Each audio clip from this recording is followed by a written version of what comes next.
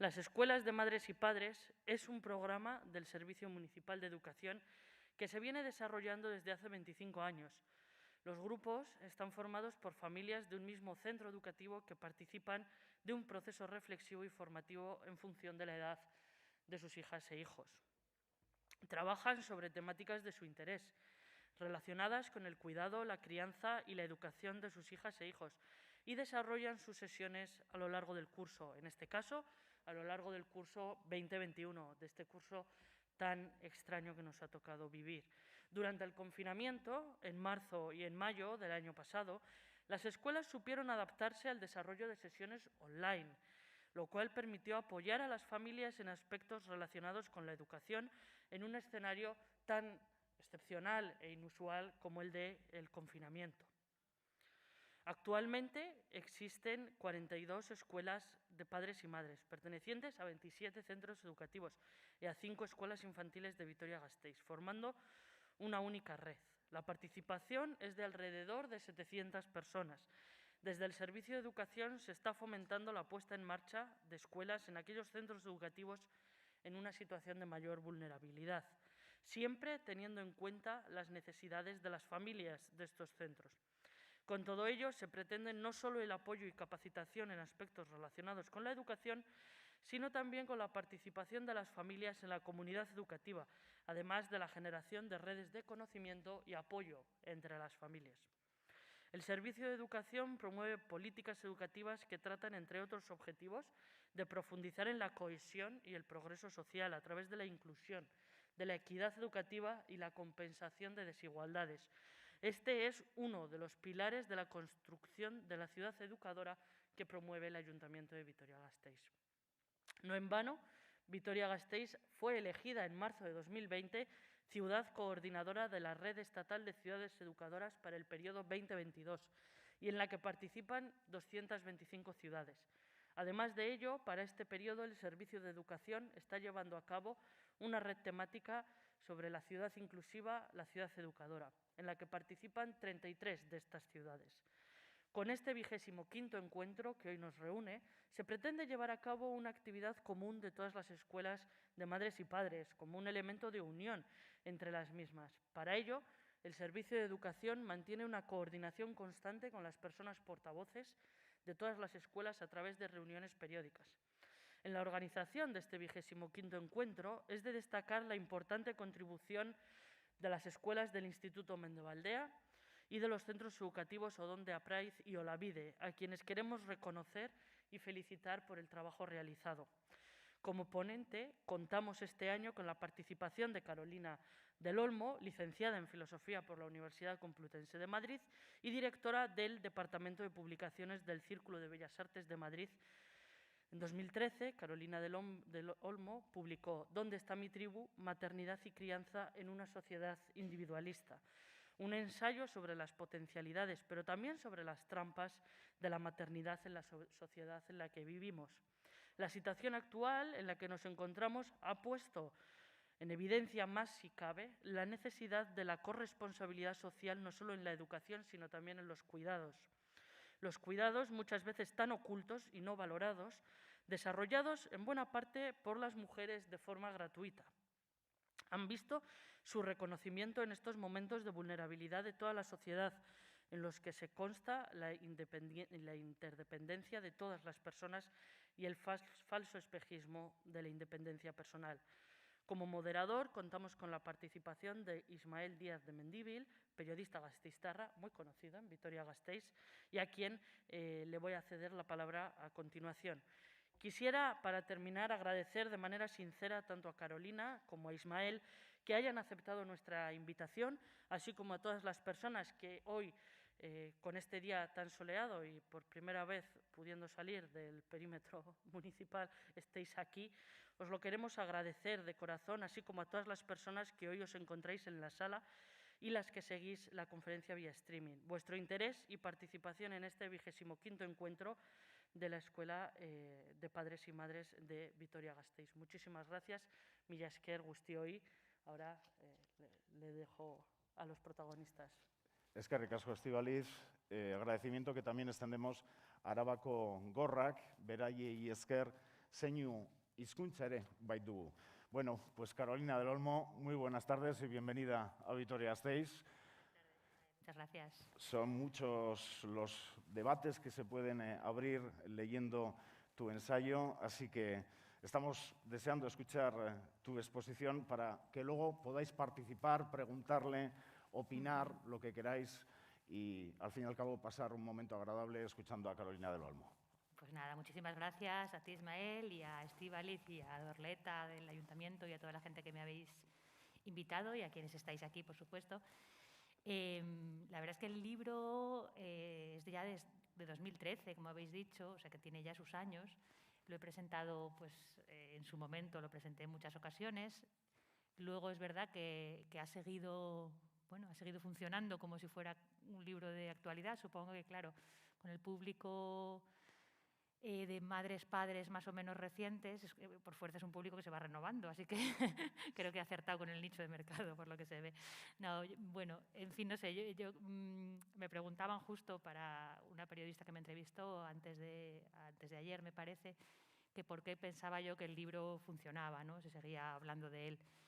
Y yo creo que si tiene alguna virtud es precisamente la de digamos, desculpabilizar un poco las cosas que hacemos como madres y padres con nuestros hijos y con nuestra manera de apañarnos, y no solo como madres y padres, sino como personas que proveemos cuidados a quienes sea, ¿no? Porque es un tema, el de los cuidados, que nos apela mucho, ¿no? Nos pone frente a responsabilidades o incluso obligaciones, y al mismo tiempo en un entorno que nos lo dificulta, ¿no? Nos dificulta estar a la altura de esas obligaciones, que no solo son las que nos imponemos nosotros y nosotras en concreto, porque es un tema muy femenino, ¿no? El de la culpa, sino que también son obligaciones reales, ¿no? O sea, si tú tienes un bebé, tienes una obligación, y todo digamos, casi todo lo que hay a tu alrededor te pone trabas para cumplir esa obligación en condiciones, ¿no? Entonces, un poco,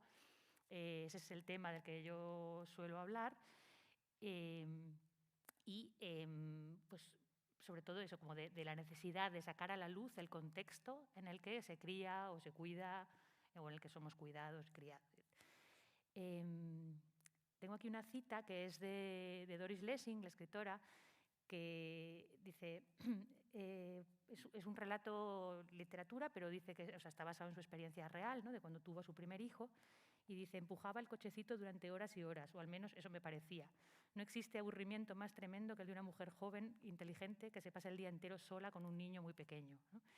Y es curioso porque esto lo escribió Doris Lessing hace ya 80 años.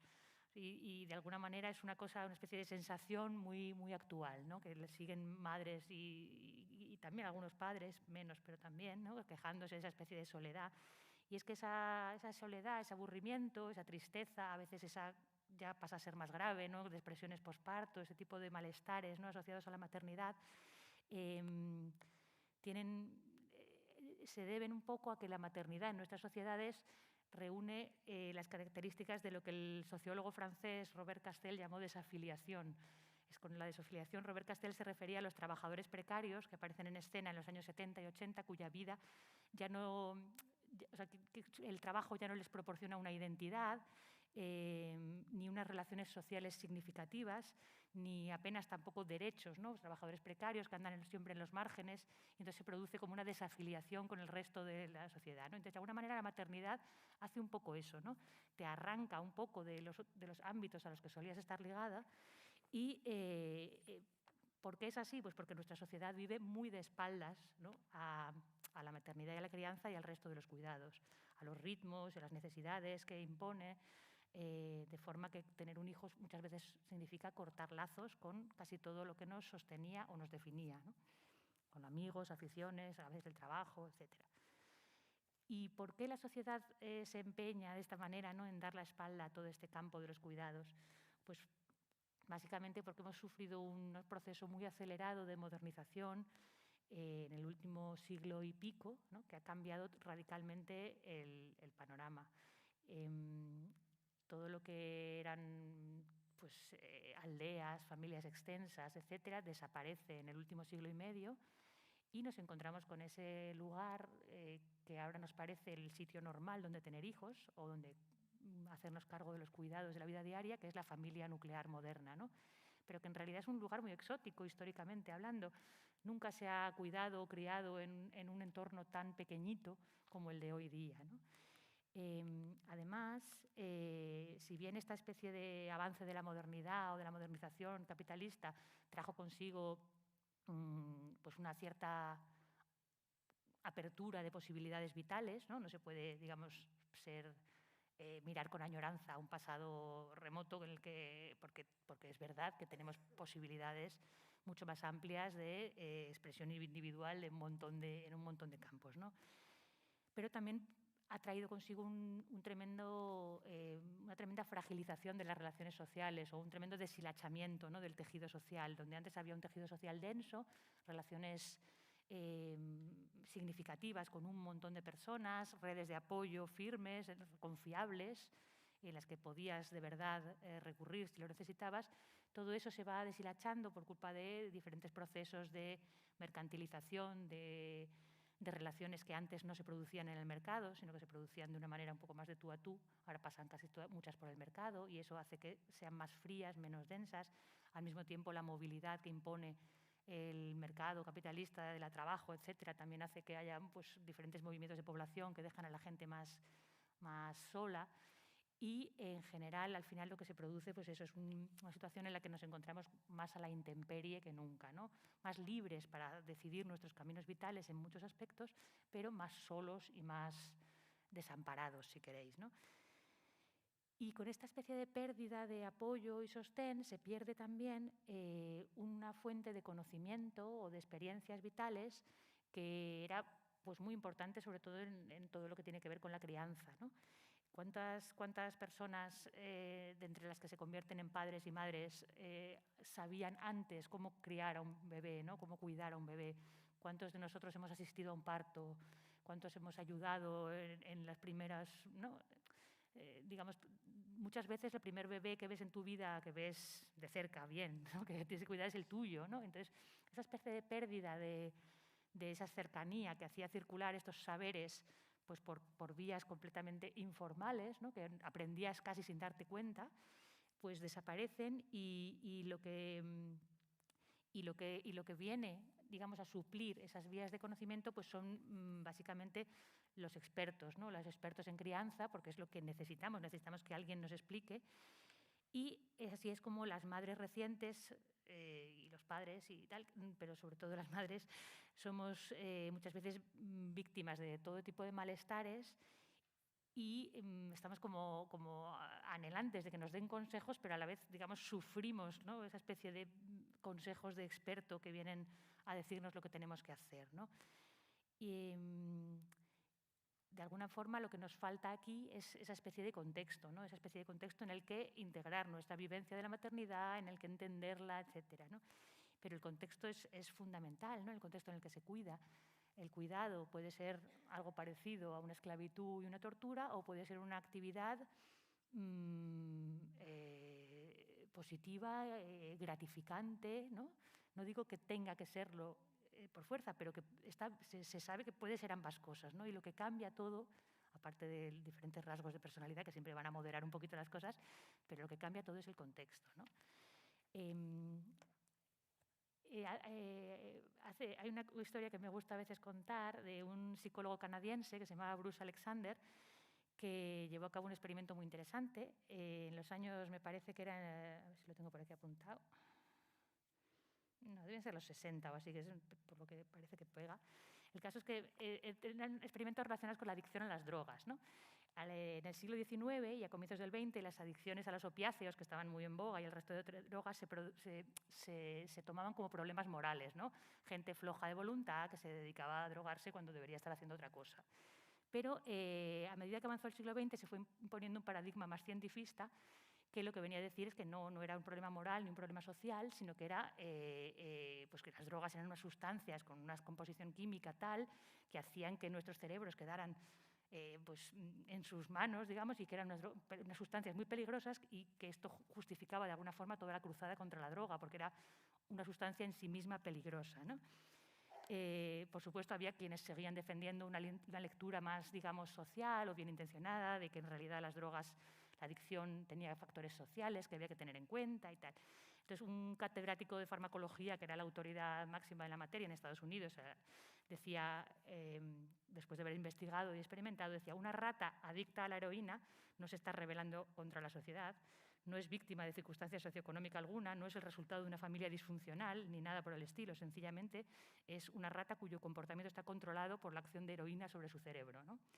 Y en efecto, porque los experimentos con ratas mostraban que las ratas estaban dispuestas incluso a morir de hambre con tal de seguir recibiendo su dosis de morfina, que era lo que solían ponerles, ¿no? Y entonces parecía que todo daba la razón a esta interpretación de la bioquímica, ¿no?, de la adicción a las drogas. Hasta que este psicólogo canadiense, Bruce Alexander, tuvo una idea que parece imposible que no se les hubiera ocurrido antes. Lo que pensó fue, si yo fuera una rata de laboratorio, me hubieran alejado de mi familia y amigos y estuviera sola en una jaula con un catéter del que cada vez que pincho me da morfina, yo también pulsaría hasta morir, ¿no?, porque vaya porquería de vida. Y entonces lo que hizo fue construir lo que él llamaba el paraíso para ratones, que fue un espacio en un laboratorio con 10 metros cuadrados de espacio adecuado para la vida de los ratones, en los que soltó a 20 parejas, 20 ratones hembra y 20 ratones macho, con espacio para recreo, comida abundante, lugares para la cría de sus crías y tal. Y puso un dispensador de agua normal, y un dispensador de agua con morfina. Y los ratones sistemáticamente solo tomaban agua normal y pasaban de la morfina. Luego echó mucha azúcar al agua de morfina, porque al parecer los ratones son golosos. Y aún así los ratones seguían prefiriendo el agua normal. Llegó a retirar el agua normal y a dejarles el agua con morfina solo. Y pasados, no sé si llegó hasta 2 meses de tenerlos solo con agua morfina, cuando les retiró el agua con morfina, los ratones volvían a beber sistemáticamente agua limpia, ¿no?, y se deshabituaban rápidamente de la morfina, ¿no? Entonces, durante demasiado tiempo los discursos en torno a la maternidad se han ocupado de algo tan extravagante y tan poco representativo como una rata de laboratorio aislada en una jaula, ¿no? Muchas veces los expertos o todo el discurso de maternidad de lo que se ocupa es de la especie de claustrofóbico ámbito formado por una madre y un bebé, o una madre y como mucho alguien más y un bebé, ¿no? Entonces, se ha tomado como punto de partida, ¿no?, para analizar todo este tema, una situación de aislamiento que, como decía antes, es radicalmente exótica, ¿no?, que no es para nada lo habitual. Y esto hace que muchas veces los consejos que se emiten se vuelvan inservibles o molestos, ¿no?, y que las conclusiones que se extraen sobre, por ejemplo, la socialización de niños se caigan, no se sostengan. Esa ceguera, ¿no?, selectiva sobre el contexto en el que tiene lugar la maternidad también afectó mucho tiempo a la investigación del comportamiento de primates. Hay una primatóloga que se llama Sarah Blaffer-Hardy, que fue la que dijo, oye, pero ¿por qué cuando queremos analizar la conducta maternal en, por ejemplo, los chimpancés, cogemos a una madre chimpancé y a un bebé chimpancé, los aislamos en una jaula y los miramos, ¿no? Eso no es una conducta maternal normal. Ahí vemos cosas que... Y entonces fue la primera en empezar a investigar la conducta maternal de los primates en libertad. Y descubrió que no tenía nada que ver, ¿no? Decía con mucha gracia, decía que la madre chimpancé en una jaula con su hijo se comportaba bastante parecido a una ama de casa neurótica de los años 70 norteamericana, ¿no? Y que en cambio, soltada en libertad, pues establecía todo tipo de relaciones con otras madres en cría, con otros adultos, la cría a su vez con otros adultos, con otros crías de chimpancé, y en general la relación y lo que se veía sobre la conducta maternal no tenía nada que ver, ¿no? Entonces, esa especie de aislamiento real del que hemos hablado, ¿no?, de cómo se va diluyendo la familia tradicional extensa o otras formas de cercanía típicas del mundo rural, o incluso de los barrios bien cohesionados de las ciudades de antes, ¿no? Esa especie de aislamiento real, digo, a ese aislamiento real se suma como ese aislamiento otro conceptual que borra de la crianza todo lo que no es la pura relación materno-filial, ¿no? Y pues produce eso, produce un tipo de saber sobre la maternidad que a veces se hace duro, ¿no? para quien lo recibe, ¿no? Aparte de poco útil. Como reacción a este panorama tan exótico y tan artificial para la crianza, algunas corrientes han intentado, digamos, pensar cómo sería la maternidad natural de verdad, ¿no? Cómo sería una maternidad realmente como era antes o algo así, ¿no? Claro,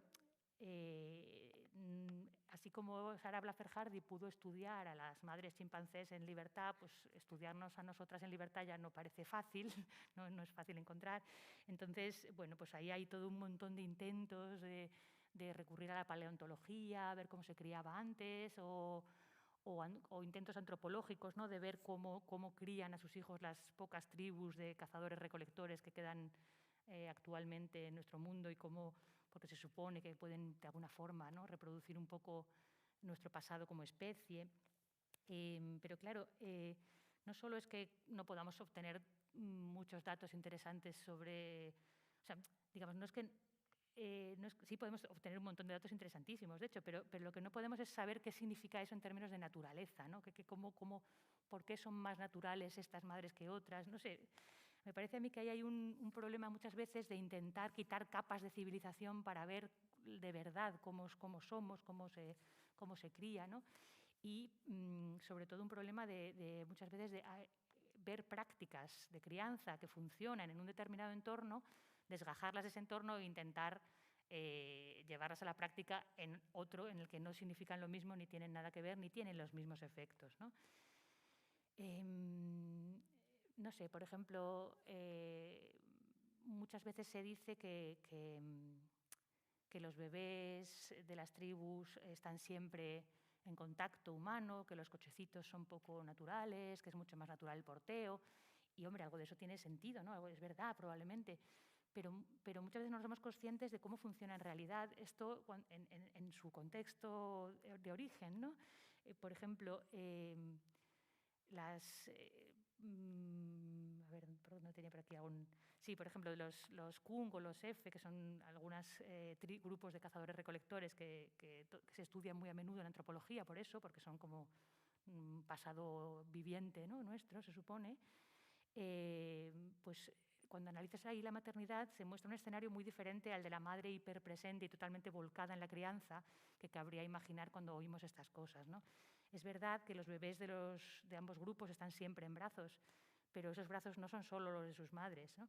Entre los F, por ejemplo, un bebé de 3 semanas pasa con sus no madres, ¿no? Una media del 40% del tiempo diario. A las 18 semanas, los bebés ya pasan más tiempo con cuidadores secundarios que con sus propias madres biológicas. Y es fundamental el cuidado y el porteo de niños mayores que colaboran así para que la madre pueda asumir otro tipo de tareas productivas o de cargar o de algo así que los niños no están preparados, ¿no? Pero incluso cuando son los brazos de sus madres quienes sostienen a estos bebés, las madres siempre están rodeadas de otros adultos, ¿no? Más de la mitad de los accesos de llanto de un bebé de los Kung son atendidos simultáneamente por la madre y otra persona. Y entre un cuarto y un tercio de estos son atendidos por una persona diferente de la madre. En suma, toda la estructura comunitaria de los F o de los Kung es la que sostiene y participa de ese estilo parental, ¿no? de las madres de esos grupos. A veces también hay pues, bebés que son amamantados por diferentes mujeres del grupo, etc. Entonces, con la modernización, la disponibilidad de estos cuidadores secundarios, digamos, es lo que en la sociobiología lo ha llamado alomadres, ¿no? que son como del griego alos, que es otro, distinto, o sea, como las otromadres, ¿no? Que se supone que es lo que ocurre en especies de crianza cooperativa, ¿no? que los humanos probablemente somos, en el fondo, una especie de crianza cooperativa. Pues con la modernización, la disponibilidad de estas alomadres dispuestas a compartir la crianza cae en picado. Y es precisamente en ese momento en el mismo momento en el que toda esa red de cuidadores secundarios desaparece, es cuando hace su aparición en la literatura de crianza y los consejos expertos. Y lo hace, como venimos diciendo, para decretar que la crianza es eso que sucede en tu apartamento cuando estás sola con tu bebé, ¿no? Cuando obviando siglos y siglos de cuidado y educación infantil a manos de otras personas y con un papel muy destacado, y a mí esto siempre me gusta recordarlo, de otros niños, ¿no? de los niños un poco más mayores. Y esto es curioso porque es que es mucho lo que perdemos aquí, yo creo, lo que hemos perdido en este sentido, porque vivimos en una sociedad como que establece una divisoria tajante entre quienes cuidan y quienes necesitan cuidados, ¿no? Parece que estamos los adultos autónomos y los niños pequeños. Los niños hay que cuidarlos, los adultos somos los que cuidamos, o los que cuidamos a los mayores. Y perdemos esta especie de visión, ¿no?, de que la vulnerabilidad es algo que todos tenemos en mayor o menor grado, en diferentes momentos de nuestras vidas, vamos teniendo más, menos, pero que de alguna manera hay un continuo. Y ese continuo sí se ve mucho más ahí, ¿no? Entonces, cuando un niño de 7 años puede hacerse cargo de un bebé de 1 año y medio, ya no está tan clara, ¿no?, esa frontera entre quienes cuidan y quienes no cuidan, y todo funciona de una manera pues, que tiene su interés, vaya. Claro, obviando siglos y siglos de cuidado y educación infantil a manos de terceras personas, los expertos de alguna manera acaban decretando que la maternidad es esa especie de cosa que se experimenta a solas en un apartamento urbano, ¿no?, con esa mezcla de desorden hormonal, ambigüedad, tristeza y alegría, ¿no?, altibajos, y esa especie de extraña fusión con el recién nacido del que hablan muchos libros de crianza, ¿no?, que yo creo que tiene mucho que ver con esa especie de encierro, ¿no?, de alguna forma. Y, por ejemplo, toda la idea de la crianza con apego, que parte de un investigador que se llamaba John Bowlby, que es el que formuló por primera vez estas ideas, se basa en que los bebés establecen un apego especial y fundamental para su desarrollo con un único cuidador, que casi siempre coincide con su madre. Y aunque es verdad que en todas las culturas conocidas existe la figura del cuidador principal, y que casi siempre suele ser la madre biológica, de verdad podemos pensar que se parece y tiene efectos similares sobre la conducta de la madre y del niño, lo que vive una madre de una sociedad de estas muy cohesionada con lo que vive una madre urbana todo el día sola porteando a su bebé, ¿no?, pues durante semanas, incluso meses o más. Entonces, yo creo y lo que intento explicar siempre lo que intento explicar en el libro es que digamos, esta búsqueda de la crianza natural o la maternidad natural no es exactamente lo que necesitamos, que no tiene mucho sentido seguir intentando quitar o apartar capas de cultura para descubrir esa madre natural, ¿no?, sino que creo que lo que necesitamos es hacernos conscientes de que la maternidad, o mejor las maternidades, ¿no?, porque esto también a veces este camino de la madre natural nos lleva al final a una única manera correcta de ser madre, que tampoco es para nada lo que necesitamos, ¿no?, y hay mucha gente que no encaja ni quiere encajar en ese molde.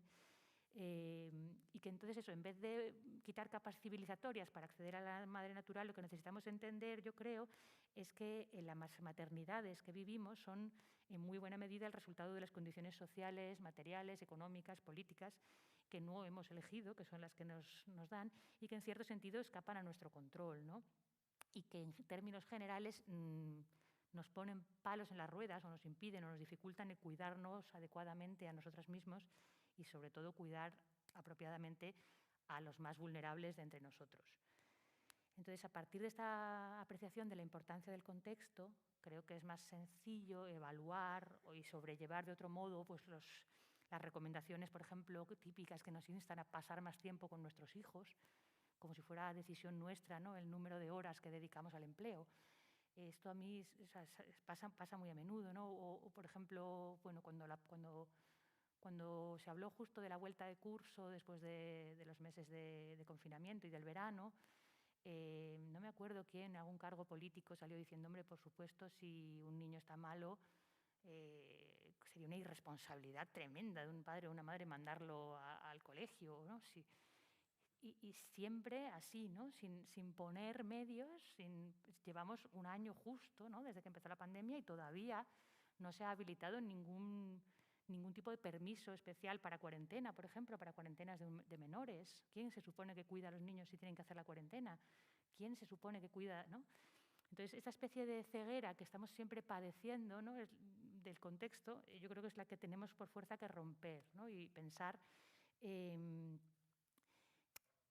cómo la maternidad tiene la potencia de hacernos conscientes, violentamente conscientes casi, ¿no?, de la naturaleza vulnerable y dependiente que todos compartimos, y de la necesidad de construir una sociedad en la que podamos atender esa naturaleza dependiente y frágil más allá de excepciones o de conductas heroicas, ¿no?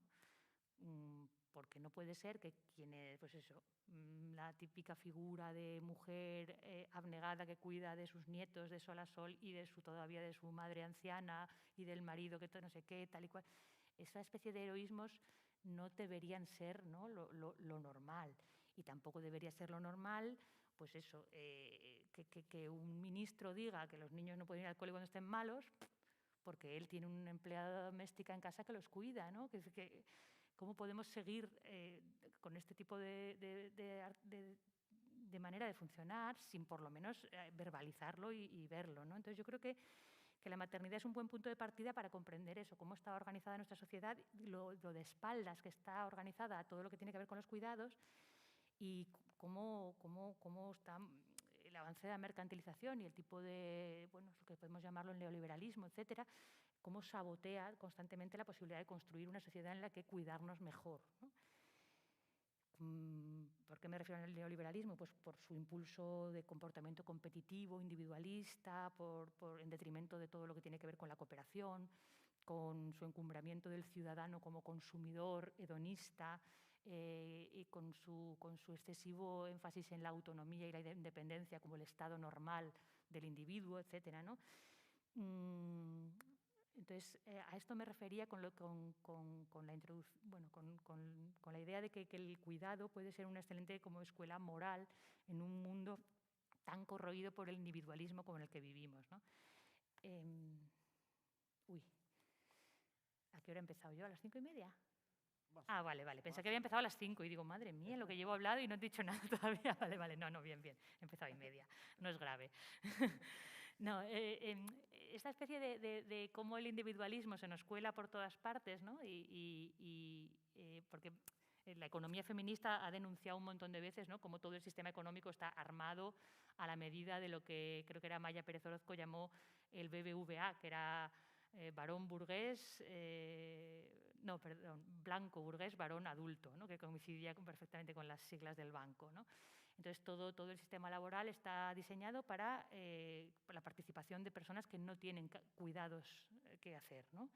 Y no solo el sistema económico y el laboral, sino incluso, desde el momento en que, igual que el feminismo dice que cuando te pones las gafas violeta ya no puedes dejar de ver los problemas, ¿no?, de machismo por aquí y por allá, las gafas de los cuidados también te hacen ver cómo es eso, cómo hay una especie de individualismo supercentrado en la idea del individuo autónomo por todas partes, ¿no? Yo, por ejemplo, luego pensando yo estudié filosofía y en filosofía, claro, luego viéndolo después dices, pero ¿cómo es posible que tantos siglos de pensamiento filosófico sobre el comportamiento racional, el comportamiento moral, el comportamiento tal del ser humano, siempre esté basado en la figura, ¿no?, de un individuo autónomo que ha aparecido, no se sabe muy bien cómo, ¿no?, como una seta, porque nadie lo ha cuidado, parece ser, no tiene deudas de cuidado con nadie, ni tiene ninguna responsabilidad por lo que se ve, ¿no? Y no solo, ¿no?, siempre que aparece algo parecido a la discapacidad en una cuestión de ética o moral en la historia de la filosofía, hasta muy recientemente, últimamente ya hay otras maneras de abordarlo, siempre es como, digamos, el objeto de cuidados del varón, del sujeto ético, ¿no? El sujeto ético siempre es sano y autónomo y, si acaso, se comporta moralmente ayudando a ese otro sujeto discapacitado o vulnerable en algún sentido, cuya conducta no consta si es ética o no es ética, porque directamente no es sujeto de la deliberación, ¿no? Entonces es curioso eso, cómo esa especie de individualismo se ha colado por todas partes, ¿no?, a lo largo de nuestra formación, ¿no?, como nuestra ideología, nuestro mundo, etc. Me acordaba hace poco de una anécdota de hace unos años en una feria del libro, que justo estaba yo con el libro presentándolo en una feria en Valencia, me parece que fue, y conocí una chica que escribía libros de meditación para niños. Entonces me pareció interesante, estuve charlando con ella un rato y me acuerdo que me enseñó uno de sus cuentos, que era una adaptación de la historia de los 3 cerditos. En vez de construirse casas para protegerse del lobo, los cerditos intentaban, pues, construirse simplemente de una manera vivir, construirse su felicidad, digamos, ¿no?, con la que protegerse de las inclemencias de la existencia, si queréis. Entonces, no me acuerdo muy bien los detalles, ¿no? Sé que el primer cerdito acumulaba riqueza y más riqueza, ¿no? Y el segundo, no me acuerdo si lo que buscaba era poder o lo que buscaba era hedonismo, de irse de fiesta todo el día, no me acuerdo, pero vamos, en algún momento dado, en un momento de sus vidas, algo les fallaba y se daban cuenta que no era la riqueza lo que le daba la felicidad y el otro que no era lo otro tampoco, y acudían a pedir ayuda a su hermano, el otro cerdito, que vivía sobriamente meditando y conociéndose a sí mismo, ¿no? Y que les enseñaba gustoso pues, los trucos de meditación y el mindfulness con los que él sí había logrado llevar una vida buena, ¿no? Y había alcanzado la felicidad y la paz interior y tal. Yo me acuerdo que me quedé espantada porque el cerdito feliz vivía solo, completamente solo, ¿no? Era una especie de, pues eso, un cerdito feliz, aislado, y totalmente independiente, no cuidaba de nadie, no necesitaba cuidados, no tenía relaciones personales. No sé, es una tontería, porque claro, era un cuento sobre meditación para niños, efectivamente, pero a mí me pareció terrible que alguien considerara aquello un mensaje positivo para sus hijos, ¿no? Me pareció como eso, como una muestra más de cómo el individualismo se va calando en todas partes, ¿no? Mira, también con esto, entre madres y padres recientes, por ejemplo, o sea, que el individualismo se cuela incluso en cuestiones, creo, no sé, igual yo ya es que estoy viéndolo por todas partes, pero, por ejemplo, no sé si habéis oído hablar de esto de la salud primal, ¿no? Que es como la salud del último momento del embarazo, del parto, de las primeras semanas, ¿no? Ese momento se supone que es como un momento muy, muy especial, que hay que proteger especialmente y tal, porque ahí como que se forja un montón de cosas del futuro, ¿no? Esto tiene que ver con la epigenética, que es esa rama de la biología que estudia cómo el entorno puede afectar a la diferente expresión de unos mismos genes, ¿no? Que es una rama efectivamente súper interesante y tiene mucho interés. No sé, hay estudios por ahí que dicen que según en qué, me acuerdo con algún estudio sobre la Segunda Guerra Mundial, me parece, en Holanda, que había habido una hambruna de unos pocos meses y según hubiera afectado a las embarazadas en el último trimestre o en el primero, se veían características muy distintas en los bebés, ¿no? Porque de alguna forma ese entorno de hambre o escasez había afectado al desarrollo del feto de una manera u de otra, y tendrían más tendencia a desarrollar obesidad, como que habían los del primer trimestre, porque habían como desarrollado la idea de que este es un entorno de escasez, ¿no? Y hay que enganchar todo lo que se pueda, ¿no? Y bueno, son unos estudios súper interesantes, pero a partir de esta información, pues hay autores como un belga, me parece, o francés, que se llama Michel Audin, que es defensor del parto natural y que tiene muchos seguidores, que postulan pues, la importancia extrema de cuidar del feto y del momento del parto como medio, ya no solo de propiciar el desarrollo de un individuo sano y feliz, sino incluso de dar forma a sociedades pacíficas y bien avenidas, ¿no? Para Audin, la falta de salud emocional de la embarazada o el parto intervenido y poco respetado o la perturbación de ese momento de vinculación temprana entre una madre y un bebé estarían directamente relacionados con problemas sociales como la adicción a las drogas, la criminalidad, o incluso podrían, decía, explicar y predecir el grado de violencia de una determinada sociedad, ¿no?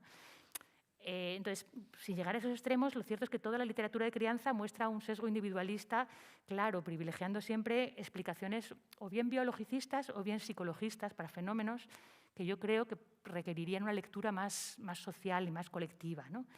Desde pues, la depresión postparto, que algunas lecturas más sociales relacionan, yo creo, con la falta de apoyo real que tiene la madre reciente, mientras que hay un montón de estudios ahí centrados en que si la oxitocina, que si la intervención en el parto, que si el tal. Coño, a lo mejor bastaba con que no estuvieras sola con tu bebé para que la cosa fuera más sencilla, ¿no? Pues eso, desde una depresión postparto hasta un bufido que le sueltas a tu hijo cuando estás cansado y pierdes la paciencia, pasando por un amplio abanico de conductas de los niños y se muerden las uñas y no sé qué. Sea cual sea la dificultad que te lleva a consultar un libro o una web de crianza, casi siempre el consejo que encuentras siempre es el mismo, ¿no? Introspección, intuición, instinto, estudiarte a ti misma, ¿no? Es un procedimiento que un psiquiatra, Guillermo Rendueles, ha explicado muchas veces que sucede un poco lo mismo con las dificultades de la vida adulta, ¿no? Incluso los malestares más de vertiente colectiva más evidente, como los laborales, ¿no? Reciben muchas veces una lectura individualista que tiende a menospreciar el contexto y la situación objetiva, ¿no? Pues todos los libros así de autoayuda, ¿no? que te invitan como a revisar cómo te estás cómo estás viviendo tú cada uno de estos procesos, etcétera, pues no sé, es como una tendencia a sobrevalorar o sobrevaluar las causas psicológicas para explicar no solo ya lo que hacemos, sino incluso lo que nos ocurre, ¿no? Y de alguna forma esto es un poco un puntal de nuestra ideología actual, ¿no? Esta especie de privilegio de todas las causas que tengan que ver con lo que nos pasa por dentro, ¿no? De nuestra mochila emocional, de todo esto, mezclado con un prestigio casi, no sé cómo decirlo, disparatado de una idea de autonomía o de autosuficiencia a la vez entendida de una manera muy estrecha, nos impide pensar que no necesitamos que nos induce a pensar como que no necesitamos a los demás, ¿no? Que no necesitamos cambiar lo que nos rodea y a los demás o nuestra relación con los demás para conseguir nuestros objetivos, ¿no? Entonces, bueno, pues eso, ese cerdito meditador que no necesita a nadie, ¿no? Parece que es lo que necesitamos cuando tenemos malestares y vamos a recurrir al conocimiento psicológico y demás. Esta ideología, de alguna manera, cala tan hondo que si intentamos pensar en un cerdito, por seguir con el tema de los cerditos, de los 3 cerditos, conectado con los demás, probablemente al final llegamos al cerdito altruista, ¿no? El cerdito que amablemente cuida de alguien o ayuda porque le gusta, porque esa gente que siempre dice que recibe más de lo que da cuando da, ¿no? Que es magnífico, mucho mejor que un cerdito solo, un cerdito altruista. Pero es curioso porque hay una autora que me gusta mucho que se llama Elena Béjar, que tiene un libro titulado El mal samaritano y que habla de cómo gente que realiza tareas súper intensas y súper esforzadas por los demás, ¿no? Intentando ayudar a los demás, no concibe su voluntariado, digamos, lo concibe, lo interpreta o lo expresa de una manera en términos casi egoístas, ¿no? Dice, es que esto me hace feliz, recibo más de lo que doy, en realidad lo estoy haciendo por mí mismo, ¿no? Entonces, no tiene nada de malo, está muy bien, ¿no? No me quejo. Lo que digo es que, y además es verdad, ¿no? que el dar o ayudar o regalar o estar ahí tiene una componente gratificante evidente, ¿no? Y yo creo que como especie estamos diseñados para esto. Pero lo que es curioso es que no tiene mucho sentido pensar que el motivo de hacer cosas buenas sea que te apetezcan o que te hagan sentir bien, ¿no? Normalmente cuando hacemos las cosas, las hacemos muchas veces por otros motivos. Y si acaso luego nos contamos a nosotros mismos que los hemos hecho por el placer que nos han dado, ¿no?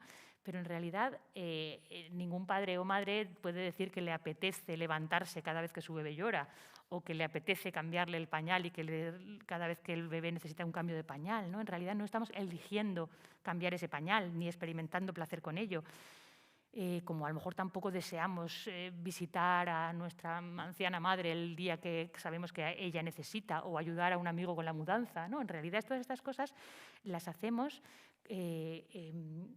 por algo parecido a compromiso, por responsabilidad, por obligación moral, obligación impuesta, ¿no? En todo caso, lo que hemos elegido o preferido es una determinada versión de la vida buena que conlleva grandes dosis de apoyo y cuidado mutuo y que admite, por tanto, la postergación de nuestros deseos más inmediatos, ¿no? Pero estamos tan imbuidos de esa versión ideológica tan marcadas por el individualismo y la autosuficiencia que incluso nos resistimos a reconocer y a valorar nuestra propia capacidad de compromiso y de entrega, ¿no? Y nos cuesta aceptar que nos sentimos apelados por el reino de la obligación, ¿no? Que muchas veces lo hacemos porque sí, porque estamos obligados a ello, ¿no? Y sin embargo, una vida buena no puede construirse a base de liberación del deseo y de introspección para conocer y perseguir las propias preferencias, ¿no? Pues por no seguir abundando en ello, pero vamos, cada día millones de madres y padres atienden a sus hijos aunque no es lo que desean exactamente hacer, ¿no? Pero al hacerlo tampoco están sacrificando su libertad ni pensando que están sometidos, ¿no? ¿Por qué en cambio en otros contextos nos cuesta tanto aceptar que nuestros actos están, digamos, modelados por esa especie de idea de compromiso, ¿no?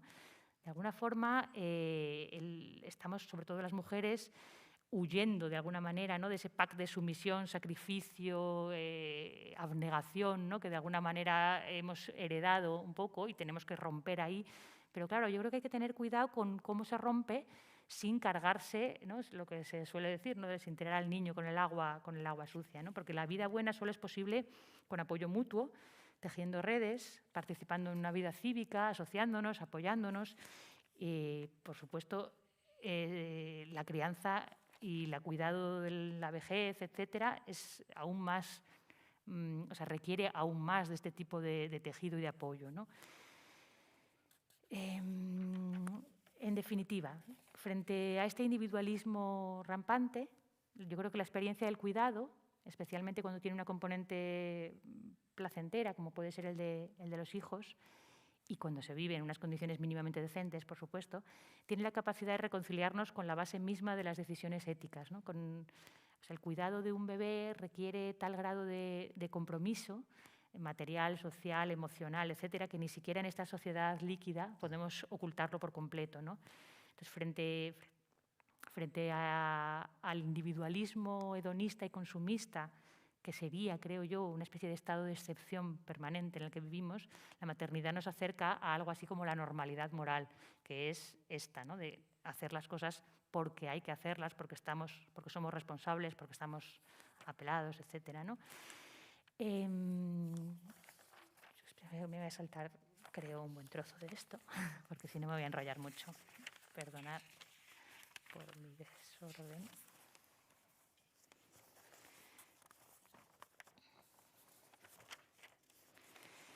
Bueno, la palabra cuidados está teniendo un auge importante. El otro día me comentaban que aquí en Euskadi el lema de este año no sé si me lo habías dicho tú, Ismael, el lema del 8M había sido por poner los cuidados en el centro o algo así. ¿Quién cuida? Vale. ¿Quién cuida? ¿No? Y esto es un logro, obviamente, del feminismo, de los feminismos, que han conseguido ir rompiendo y poniendo el tema en el centro, ¿no? Porque es un tema, efectivamente, fundamental. La idea de la vulnerabilidad y la fragilidad como componentes del ser humano se va abriendo camino, el mito de la autosuficiencia individual se resquebraja.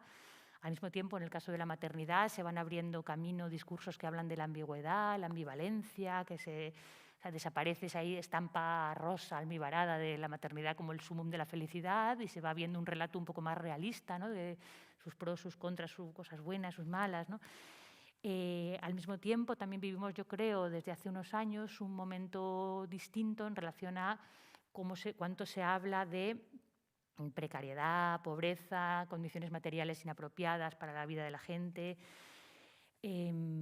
Por ejemplo, hay un dato a mí que siempre me parece triste, ¿no? Que 3 de cada 4 mujeres aspiran a tener al menos 2 hijos. Y esa proporción sube cuando se quita de la pregunta a las más jóvenes, cuando el número de hijos por mujer en España está en torno a 1,27, me parece, y bajando, se supone, ¿no? No es que tener hijos sea necesario ni fundamental, pero la maternidad deseada y no cumplida es un dolor, un malestar social que yo creo que sí deberíamos atender, ¿no? Como sociedad. Tendríamos o sea, por ejemplo, me parece que en las mujeres nacidas en los años 70 se calcula que un 25% no va a tener hijos, cuando se estima en un 5% el número de no maternidades que responden a una decisión meditada, ¿no? Entonces, digamos que poco a poco todos estos temas van saltando a la palestra, se va hablando cada vez más, ¿no? De cuidados, de maternidad deseada y no realizada por las condiciones, etcétera. Y poco a poco la posibilidad de resocializar la maternidad, o al menos de comenzar a hablar de ella, se va abriendo camino, ¿no? En la propuesta de financiar permisos iguales intransferibles, que estamos, bueno, de financiarla no, ya está en marcha. Este año me parece que es el primero, que ya son de 16 semanas cada uno. Mejor o peor orientada, pero sí pone de relieve que poco a poco como sociedad nos estamos haciendo conscientes de lo que cuesta criar a un hijo, en términos de esfuerzo, tiempo, dinero, etcétera, ¿no? En definitiva, nunca se había hablado antes tanto del cuidado, pero hay algún punto de fricción que creo yo que convendría abordar. El resumen sería algo así como el cuidado como carga frente al cuidado como derecho o incluso como fuente de realización, ¿no? Claro, desde ciertos feminismos se dice, y con muy buena parte de razón, que reivindicar ahora, en plan moderno si queréis, eso mismo de lo que tanto hemos peleado las mujeres por huir, ¿no? Los cuidados, es un error, es una trampa, ¿no? Porque ¿qué tiene de gratificante limpiar el váter, ¿no? Pues nada. Y entonces desde los feminismos muchas veces se advierte de que es un pack, ¿vale? Tú quieres cuidar a tu hijo, pero ojo, que si te empeñas en ser tú quien cuida de tu hijo, al final el pack es más grande, ¿no? Y ya te quedas con todo el trabajo de cuidados, con todo el trabajo doméstico, pierdes competitividad en el mercado laboral, etc. Entonces, es verdad que esto es una cuestión que no se puede olvidar y que hay que tener en cuenta totalmente, ¿no? Y es verdad que vivimos en un mundo que no da valor al trabajo de cuidados todavía, ¿no? Y que ni al trabajo de cuidados cuando es trabajo remunerado, ni al trabajo de cuidados cuando es sin remunerar, ¿no? Y es verdad que vivimos en un mundo en el que la independencia económica, la competitividad son lo que son, que no queda otra que trabajar, ganar, tener algo de dinero para sobrevivir, etcétera, y que por lo tanto, para hacerlo en igualdad de condiciones, dado que todavía una mayoría de hombres acceden al mercado laboral sin cargas, nosotras también deberíamos pelear por acceder sin cargas a ese mercado laboral, ¿no? Pero ¿qué pasa aquí?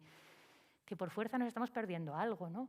No solo porque el mercado laboral está diseñado para gente sin cargas y las cargas están, ¿no? Existen, alguien tiene que asumirlas, sino porque además es que el cuidado es bastante más que eso, ¿no? O sea, como casi todas las cosas profundamente vinculadas a la naturaleza humana, tiene una componente gratificante, digamos. O sea, como especie estamos, digamos, casi diseñados para ello, ¿no? No las mujeres, todos, hombres y mujeres, ¿no? Y a mí ahora mismo, pues la verdad, no me interesa mucho saber si nuestra composición hormonal es más apropiada que la de los hombres o menos, o un poquito aquí, un poquito igual que esas cosas de, no, las mujeres se orientan peor con un mapa, o los tíos no sé, suficiente para todos, ¿no? O sea, tanto para orientarnos nosotras como para cuidar todos, ¿no? Entonces, claramente, yo creo que como especie somos una especie volcada en el cuidado y es razonable pensar que vaya a ser gratificante, ¿no? Para nosotros. Entonces, yo creo que aunque todas esas amenazas y trampas que se nos advierte desde ciertos feminismos, desde otros lugares del feminismo también creo que hacemos bien en seguir reivindicando que el cuidado no es solo una carga, no es solo un trabajo, que lo es mucho más, ¿no? Puede ser eso, una fuente de realización y es un derecho. Recuerdo una de las charlas también que di cuando apareció el libro, que me invitaron de una asociación de familias adoptantes de Castilla y León, me parece que era, y me acuerdo que una de las personas con las que hablé me estuvo contando que había adoptado bastante mayor, ¿no? Entonces hay unos límites de años entre entre los años de la madre adoptante y el niño o niña que adopta. Entonces había adoptado una niña ya bastante mayor que venía, no me acuerdo, de un país lejano sin conocer el idioma y además tenía un problema cardíaco serio y tenía un problema de no sé qué, tenía muchos problemas de salud, no conocía el idioma, era una niña mayor, venía de haber pasado una infancia horrible en un orfanato, o sea que todo lo que me contaba era bastante terrible, ¿no? Y después de haberme contado todo esto, así, no directamente, sino fueron saliendo retazos en una conversación larga, después de un tiempo de hablar, me dijo, bueno, es lo mejor que me ha pasado en mi vida. Y recuerdo que, no sé, a mí se me quedó muy grabado. Yo no quiero aquí volverme como la Madre Teresa y decir que el sacrificio es la felicidad y ni mucho menos hacer resurgir la idea de que la maternidad es una circunstancia de plenitud y felicidad para todos nosotros, para nada, ¿no? Es, como hemos dicho, una fuente de todo tipo de malestares a veces, la ambigüedad, la ambivalencia, somos muy diversas, no tenemos por qué tal, pero yo creo que sí que hay aquí un tipo de enseñanza que muchas veces desde el feminismo hemos insistido en denunciar, digamos, que este tipo de discursos responden solo a esa especie de imposición del patriarcado que nos ha dicho que tenemos que ser sacrificadas, que las mujeres somos seres para otros, ¿no? Para cuidar, para hacer feliz y tal y cual, y que hay que romper con esto, y que de alguna forma también responde, yo creo, a una realidad que es del género humano, ¿no? que realmente funcionamos así, ¿no? que son más bien quienes no se sienten apelados para nada por este cuidado los que tienen el problema, ¿no? o el fallo. Hay una cita muy bonita de la escritora francesa Marguerite Duras. Ella lo expresa totalmente en términos de mujer y hombre, porque bueno, es una cita de hace bastantes años y porque bueno, también digamos, socialmente responde bastante a la realidad, aunque yo insisto en que esto es perfectamente compartible y distribuible entre géneros. Dice Marguerite Duras, ¿por qué desalentar a las mujeres del colosal engullimiento, del amor loco y de la locura que representa la maternidad? ¿Dejarlas sentirse como un hombre, libre de las consecuencias de la maternidad, de las fantásticas ataduras que comporta? Esa es probablemente la razón, pero si respondo que son los hombres quienes están enfermos precisamente por eso, porque no tienen la oportunidad única que se les ofrece a un ser humano de experimentar ese estallido del ego, ¿qué se me podría responder? El hombre hizo de la maternidad la carga más monstruosa, eso es evidente, pero a mi parecer las razones históricas de esa carga y monotonía son de lo más superficial y tienen un remedio. E incluso si los hombres son responsables de esta forma de esclavitud, ¿basta con ello para condenar la propia maternidad? Entonces, yo creo que ahí hay una especie de idea un poco loca, ¿no? de reivindicar las fantásticas ataduras, ¿no? Como una atadura va a ser fantástica, de alguna forma rompe un poco con nuestra forma de ver las cosas, y la idea también loca de decir que están enfermos porque no pueden cuidar, ¿no? Es un texto como muy exagerado, muy loco, pero yo creo que tiene un punto que a mí me resulta interesante, ¿no? Porque de alguna manera creo que un poco estamos sustituyendo el mito de la maternidad plena y feliz por ese otro de la maternidad como algo que puede estar lleno de malestares y demás, sin pararnos a pensar que muchísimos de esos malestares son el contexto el que nos está imponiendo, ¿no? Bueno, tenía aquí otra cita, pero no voy a leer más porque si no se va a hacer tarde, me voy a saltar. En fin, o sea, claramente lo que falla no somos nosotras, ¿no? Ni nuestra capacidad o no de cuidar, abnegadas, etcétera. Tampoco falla… o sea, lo que quiero decir es que lo que falla de alguna forma es ese contexto, ¿no? Que nos impide o nos dificulta cuidar en condiciones. Y creo que no solo necesitamos esas ideas de corresponsabilidad, de que los hombres asuman su parte, que por supuesto que tienen que asumirla, etcétera, y que el Estado también proponga y tal y cual, sino que necesitamos, sobre todo, que esto lo hagamos con la óptica siempre de que el cuidado no es solo una carga, ¿vale? Porque, ¿qué pasa si no? Si no, lo que sucede es justo lo contrario de lo que yo creo que el feminismo intenta conseguir, que es, queremos que este asunto de los cuidados sea público, que sea social, que hablemos de ello, que tenga una solución colectiva.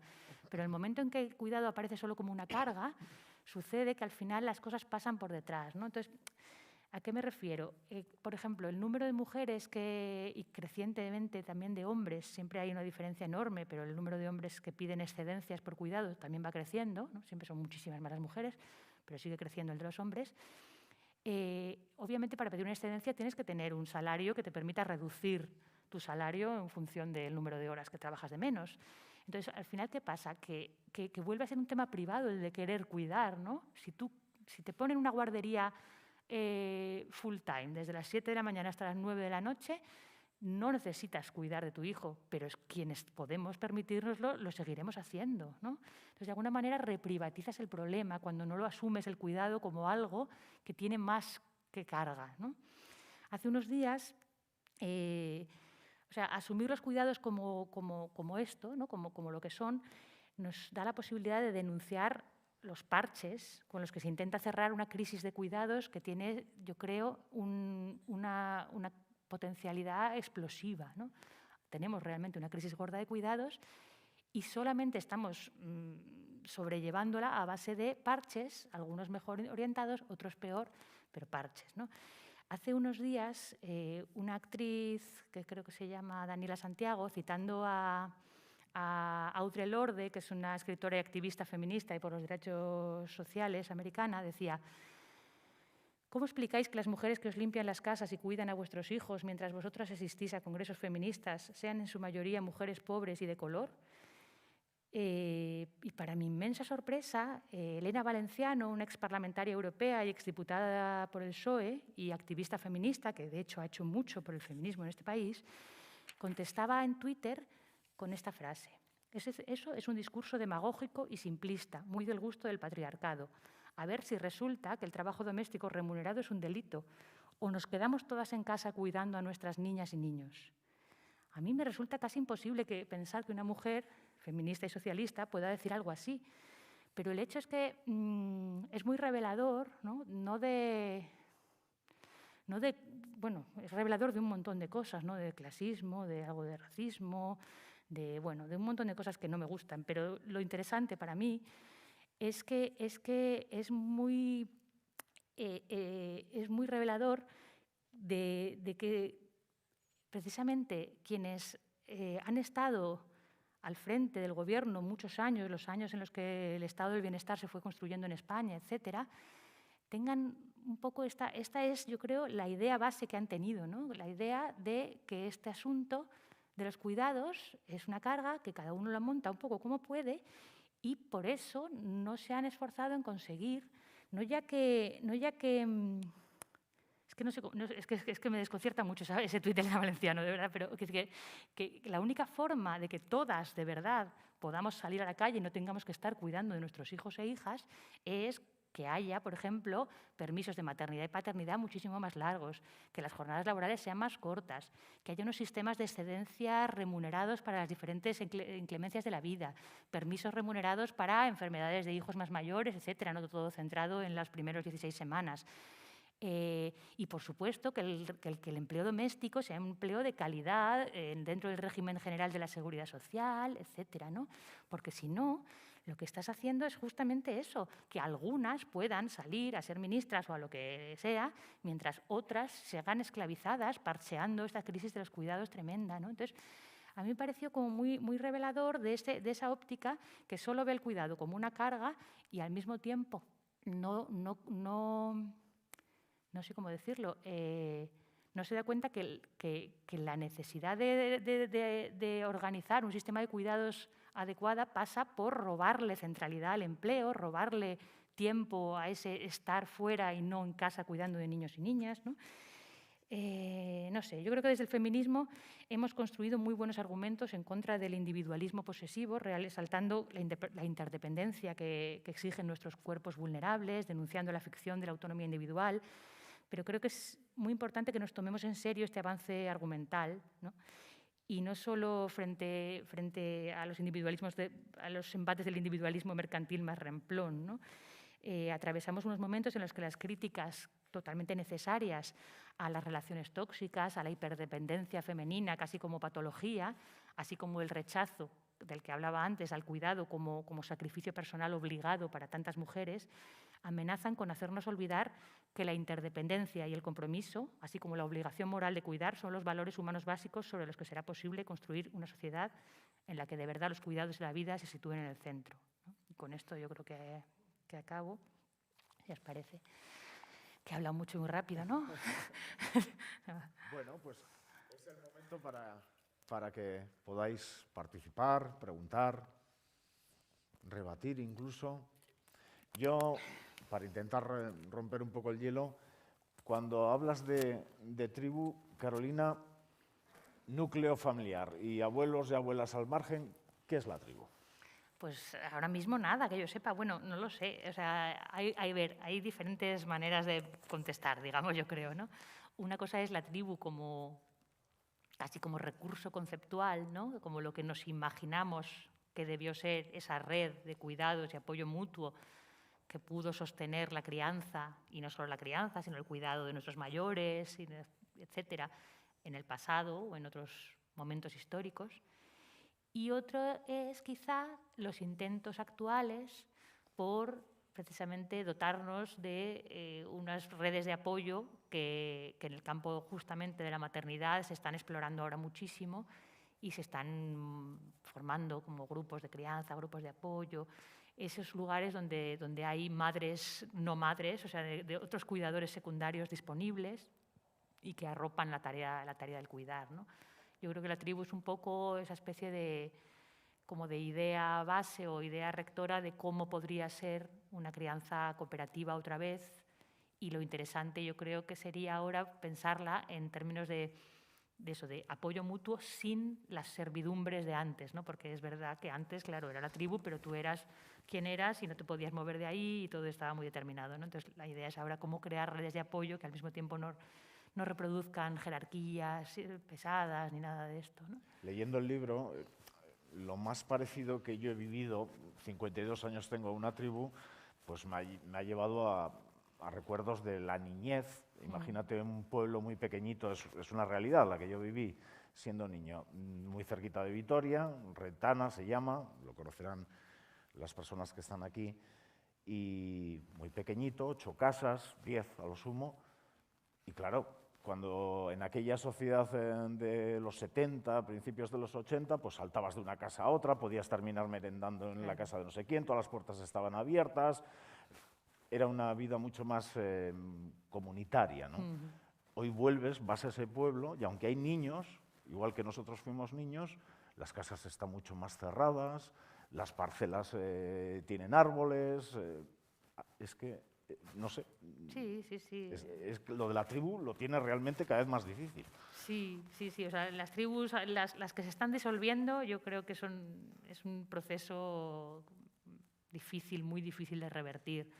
Yo creo que lo suyo es eso, intentar pensar cómo podrían ser unas tribus actuales, ¿no? Cómo podrían ser los grupos de apoyo ahora mismo. O sea, yo creo que en el campo de la maternidad y la crianza se ha avanzado mucho, ¿no? En esta especie de intento de formar otras formas de arroparse en las tareas de crianza, y el único problema que siempre les he visto yo es justamente esa especie de especialización.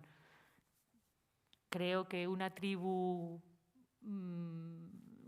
o sea, lo que a mí me gustaría de una tribu es que no fuera solo de crianza, ¿no? Que pudieras ahí mezclar otras realidades, porque al final un montón de mujeres de edad parecida con un montón de críos o de hombres y mujeres mezclados, me da igual, no deja de ser un ambiente también un poquito artificial, que me parece que como que falta algo ahí, ¿no? Pero vamos, mejor eso que nada, eso seguro. Bueno, tenéis oportunidad, cualquier persona que quiera plantear algo, para levantar la mano y se acercarán amablemente con un micrófono para que se os escuche la reflexión, el resto del auditorio y la propia Carolina. Pero ya tenemos unas primeras preguntas de chat, vía streaming, como sabéis nos están siguiendo, y nos preguntan, Carolina, en relación a los libros de expertos, ¿cómo crees que nos afectan, qué efectos nos producen a madres y padres? Lo de los expertos y leer libros de autoayuda. Bueno, hay de todo, porque hay muchos tipos de experto, porque hay muchos tipos de libro y porque también hay muchos tipos de lector y lectora, ¿no? Es curioso porque hay gente que realmente a mí por lo menos cuando al principio me molestaba, no se me hacían daño directamente. O sea, yo creo que cuando yo empecé a escribir el libro estaba enfurecida, digamos, por los libros de experto, porque me hacían sentir mala madre, me hacían sentir mal. Pero luego he descubierto también que hay gente que los lee como, mira, un consejo que me puede valer, y le importan un comino, ¿no? Yo envidio esa serenidad para leerlos de esa manera, ¿no? A mí de lo que yo me he quejado siempre de los libros de experto es, primero, de lo dogmático, o sea, no, de las corrientes tan abismalmente diferentes que te encuentras, ¿no? De eso, pues la típico del bebé, hay que apoyarlo, respetarlo y cuidarlo todo el rato y seguirlo, y nosotros estamos ahí solo para acompañar su crecimiento, que es virtuoso en sí mismo, y para hacer lo que nos pida. Y por el otro lado, el de, esos niños hay que desde los 6 meses solitos en su cuna, con la luz apagada, que no molesten, y todo y súper pautado y rutina y no sé qué. Y ambos ahí como fingiendo, iba a decir, bueno, no necesariamente, sacando a la luz datos científicos en apoyo cada uno de su teoría, ¿no? Y totalmente enfrentadas. Y luego, casi muchas veces tienden al dogmatismo, ¿no? Es curioso, leyendo libros como de crianza, de consejos de crianza de finales del siglo XIX, principios del XX sobre todo, incluso en España eran sobre todo como de los primeros años después de la Guerra Civil, y por ahí había muchos libros de cómo cuidar a los niños, y eran súper brutos, ¿no? De madre, lo estás haciendo mal, ¿no? Eran como súper culpabilizadores, ¿no? Ahora son mucho más suaves en el tono, pero el efecto es parecido, ¿no? Al final. Y la diferencia fundamental era que antes como que sacaban a la luz como recurrían como a cuestiones morales, ¿no? Sé buena, dale el pecho a tu hijo, que es lo que te tal cual. Y ahora esa especie de instancia moral ha sido sustituida por la ciencia, ¿no? Mira, si le das el pecho a tu hijo tendrás un 34% menos de otitis, un no sé cuánto por ciento y un punto más de cociente intelectual. Y tal. ¿sabes? Pero al final hay ese rollo insidioso, ¿no? Tú no has querido hacer esto con He este intentado, libro, aunque hay gente, cada vez que hay decía, gente que porque te dice cuidado. que les ha servido de mucha ayuda, pero no has querido hacer un libro de autoayuda. Yo he intentado no hacer ningún libro de autoayuda, pero claro, a veces es verdad que funciona mejor, claro, eso, no. O sea, consejos yo no tengo, eso seguro, pero sí es verdad que luego, efectivamente, me lo han dicho muchas veces, lo de, no, es que el libro me ha ayudado mucho, y digo, pero ¿cómo te va a ayudar si no pretende ayudar a nadie? Pero claro, de alguna manera simplemente el decir, oye, mira, que estáis exagerando con los consejos por aquí, exagerando por allá y borrando el contexto, ya eso ya, pues sí, puede suponer una ayuda, ¿no? Bueno, otra pregunta. ¿Cómo afecta a las criaturas el cuidado de las abuelas y los abuelos? Uy, no lo sé. No tengo ni idea, pero me puedo inventar algo para la ocasión. No lo sé. O sea, yo creo que dependerá también es que de se te iba a decir abuelos que y es tan abuelas, ¿no? diferente unos abuelos que otros. O sea, es muy típico, por ejemplo, ahí hay unas diferencias generacionales que no siempre responden a la realidad, por supuesto, pero, por ejemplo, yo tengo madre mayor, yo soy la menor de un montón de hermanos, mi madre tiene ahora mismo 85 años, y mi madre es de la generación de las abuelas amantísimas y madres amantísimas y volcadísimas en los niños y demás, ¿no? Entonces, ¿cómo afectaría el cuidado de mi madre a los hijos? Pues fundamentalmente a sus caries, porque les daría dulces todo el rato, básicamente, ¿no? Yo creo que ese el efecto, el resto sería maravilloso porque es una abuela maravillosa. Pero es verdad que hay ahí una generación de madres más jóvenes que yo, casi siempre, con a su vez madres mucho más jóvenes que la mía, que alguna vez, no sé si es lo que estaba pensando la persona que ha hecho la pregunta, pero es curioso porque, claro, ahí hay una generación de mujeres que tuvieron que hacer esa labor de romper, ¿no? De romper ahí tradiciones, y fueron pues más, digamos, frías, digamos, en la maternidad, también porque los consejos de la época iban por la parte de biberón cada 3 horas, no importa que llore antes, leche, no creo que tenga usted leche, dele directamente el biberón, que lo suyo es inútil. En fin, entre que tenían un momento social e histórico complicado, ¿no? De intentar salir de casa, de romper con las tradiciones, y a la vez iba a decir apoyo médico, ¿no? un saboteamiento, un sabotaje médico detrás, pues yo creo que fueron unas madres un poco más frías ahí, y yo creo que ahí muchas veces oigo, ¿no? y me fijo en como hay cierto conflicto, ¿no? Entre unas madres actuales más volcadas en intentar dar a sus bebés lo que creen que los bebés necesitan, también respaldadas por unos expertos que hay ahora, mucho más más del apego y todo esto, y es un tema interesante ese choque generacional. ¿Y te quedas con alguna de las generaciones o cómo? Hombre, yo prefiero a mi madre. Bueno, otra pregunta. Esta creo que también, la pregunta está bien, pero la respuesta puede ser complicada. ¿Qué soluciones ves ante las cargas laborales? Soluciones. Pues sindicarse, no sé, es que realmente está fastidiado. Hombre, a ver, yo soy siempre muy pesimista, pero en realidad, por ejemplo, se está hablando de la semana laboral de 4 días. Esto hace 3 años es que ni se mencionaba. O sea, llevamos con la misma jornada laboral, la jornada laboral de 40 años tiene más de 100 años, si no me equivoco. Es que es muy bestia. Y con todos los procesos de automatización, con toda la incorporación de todas las mujeres al mercado laboral formal, que hace que no puede haber tanto trabajo para todos. Claramente estamos inventando los trabajos innecesarios constantemente, ¿no? Y es horrible.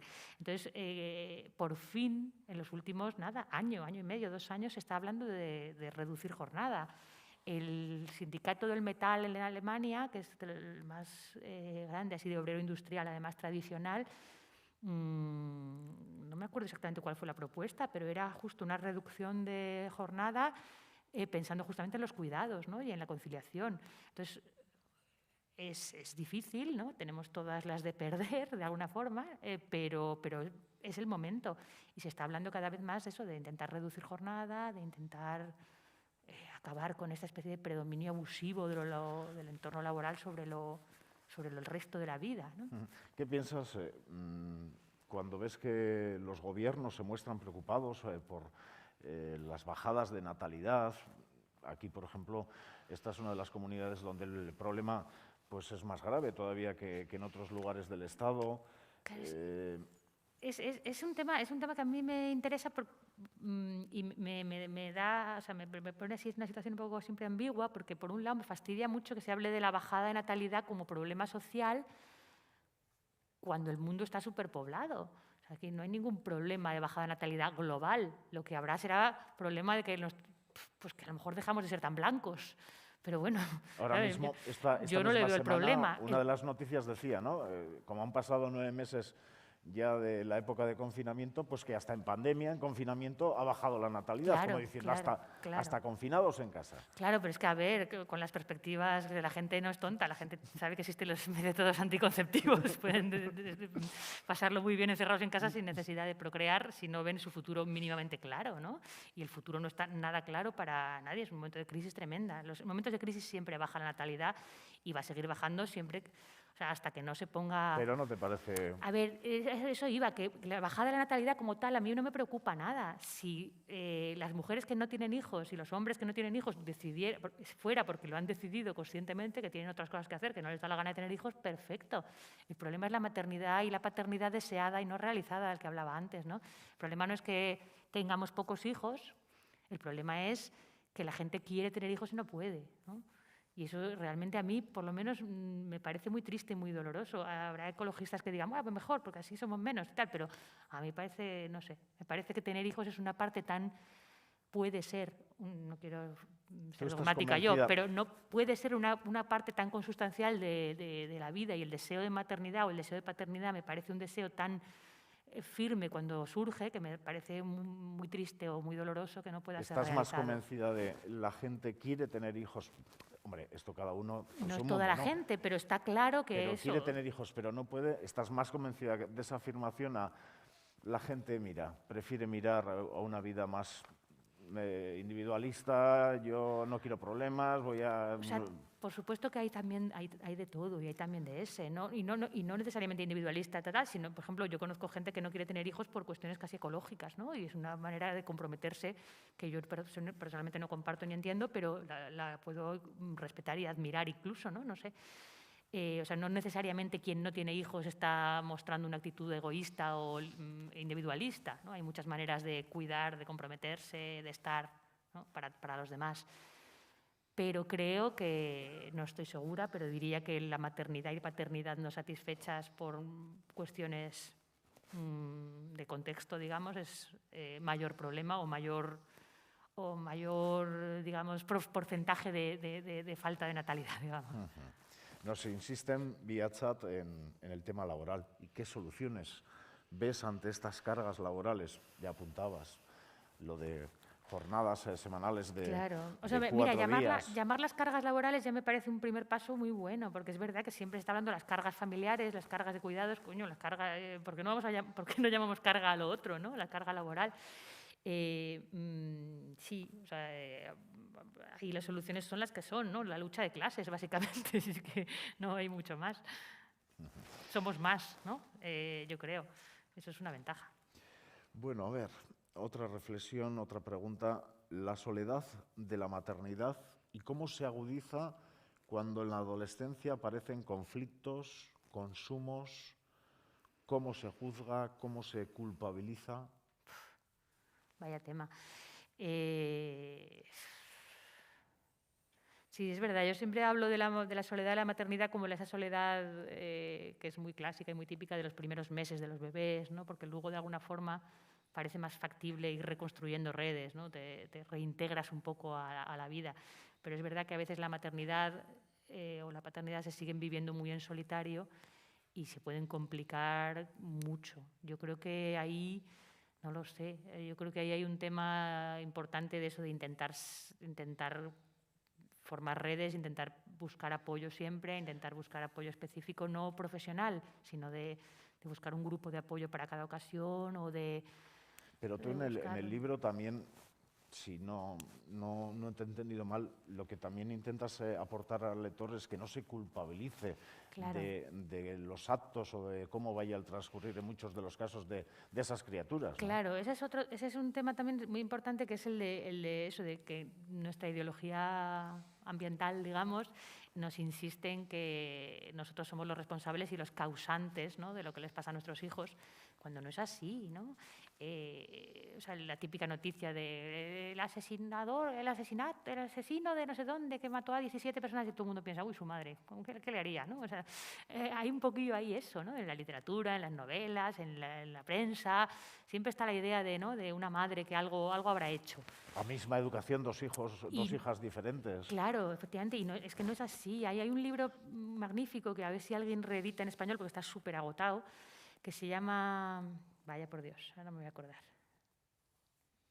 El mito de la educación, de una autora norteamericana que se llama Judith Rich Harris y que desmonta de una manera que a mí al principio es el libro con el que más me he peleado yo creo en mi vida porque no me lo podía creer, porque lo tenemos súper arraigado, ¿no? La idea de que nuestra educación fabrica de alguna manera emocionalmente y tal a nuestros hijos y lo desmonta de una manera tan clara que al final, o sea, lo que viene a decir Judith Rich Harris es que el papel de los pares, o sea, el papel de los compañeros, los amigos, es muchísimo más importante al final para el desarrollo de una persona que lo que hayan hecho los padres, ¿no?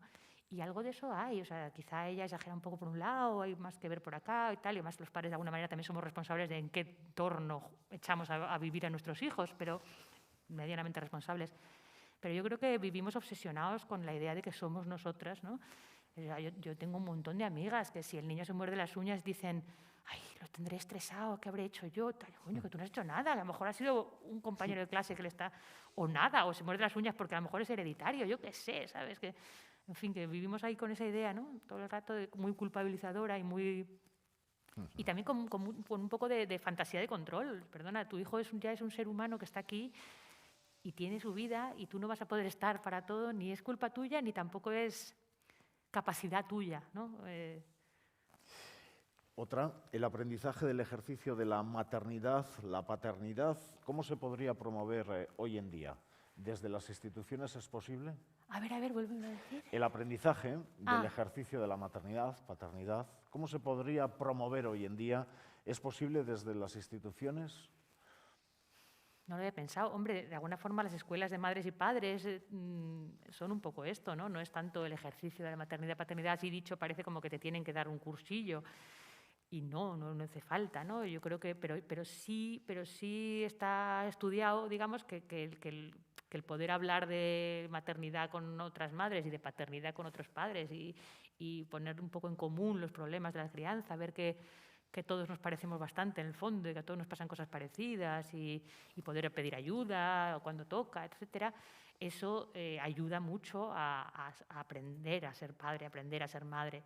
Y creo que efectivamente desde las instituciones se pueden poner los mimbres para que se facilitar estos grupos, estas tareas de apoyo, ¿no? Esto que no sé cómo está funcionando aquí, pero tiene buena pinta, esto que me han estado explicando de las escuelas de madres y padres. En Madrid, por ejemplo, es muy complicado hacer nada porque no tienes ni un local donde juntarte, ¿no? No sé. ¿Sabes? ¿Esta experiencia no la conoces en otros lugares?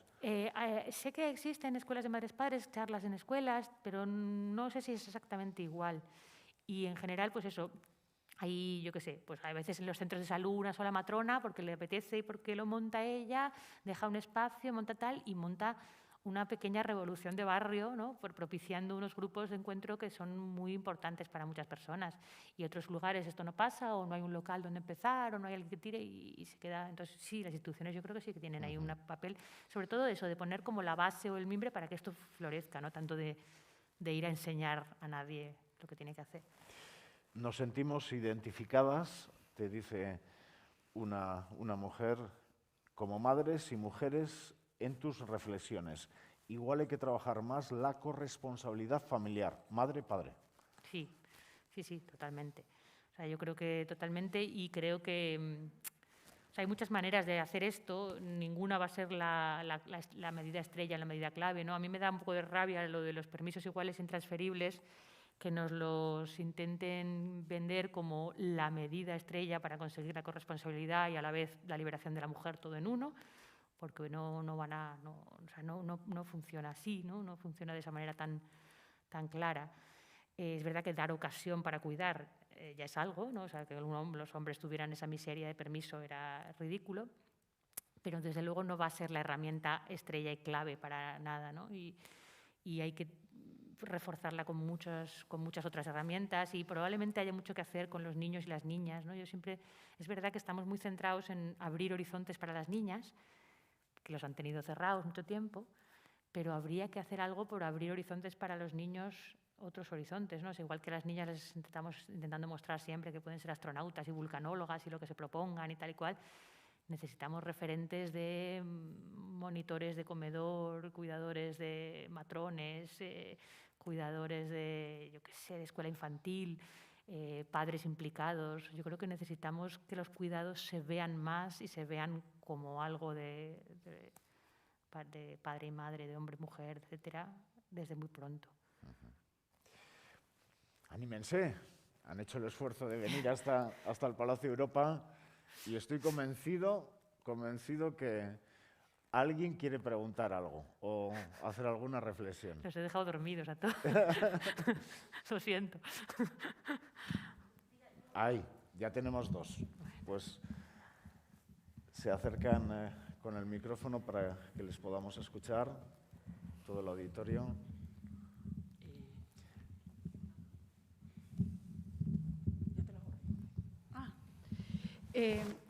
Escuchándote me he acordado de un programa de televisión que vi, ¿no? Hablaba de madres solteras en una situación muy precaria. En concreto, esta madre pues tenía también cuidando de su madre dependiente, estaba buscando trabajo, tenía una pequeña ayuda del Estado y así. Bueno, era bastante penoso, ¿no? Y me llamó la atención el grupo que tenían no sé si era de WhatsApp o así, de apoyo entre madres solteras, ¿no? Era en Madrid. Entonces, bueno, se veían en todas las penalidades que tenía esta mujer, que aparecía ahí yendo a entrevistas de trabajo. Me pareció así muy bonito cuando vi que en este grupo de apoyo que tenían ellas, quedaban en el parque, hablaba de que si alguna necesitaba unas horas porque tenía que hacer algo o una tarde, pues siempre tenían ese apoyo de que alguien las iba, otra madre soltera, ¿no? También pues le podía llevar a su casa, ¿no? Y luego también aparecían unas imágenes, bueno, pues dentro de su precariedad y de su vida dura, en el parque con otras madres, ¿no? Entonces, no sé, me ha venido a la mente, cuando estabas hablando, digo, pues estos grupos, que ahora lo de la tribu ya puede ser también esto, ¿no? A través de las redes sociales y a través de, no sé, lo vi como esa forma tan precaria que estaban ellas, cómo habían logrado, no sé cómo, ni el poder salir a flote, el poder disponer, o sea, no disponía ni de suegros ni de madre, pero bueno, tenía esa red de apoyo. Sí, sin más, es una reflexión. No, sí, yo creo que en el caso de las madres solas, muchas veces, claro, no les queda otra, ahí sí que no les queda otra que buscarse apoyos donde puedan. Entonces, a veces hacen más, supongo, ese esfuerzo, ¿no?, de conseguir montarse algún tipo de estructura porque es que no les queda otra. Y es verdad que una vez que si lo consigues, si tienes suerte y consigues quien te acompañe, funciona muy bien. El problema muchas veces es el de la precariedad y la falta de permanencia, ¿no? O sea, una tribu de antes, digamos, siempre iba a estar ahí, estaba quieta en su sitio. En cambio, las tribus de ahora, pues por fuerza, bueno, que te pueden fallar por muchos sitios, ¿no? Una se tiene que marchar porque ha conseguido trabajo otra ha conseguido trabajo de tarde, ya no puede venir al parque a esas horas. O sea, que realmente vivimos que se hace muy difícil, o sea, que a veces funciona, que cuando funciona muy bien, pero que es verdad que nos lo pone, que la estructura nos lo pone muy difícil, ¿no? Creo yo.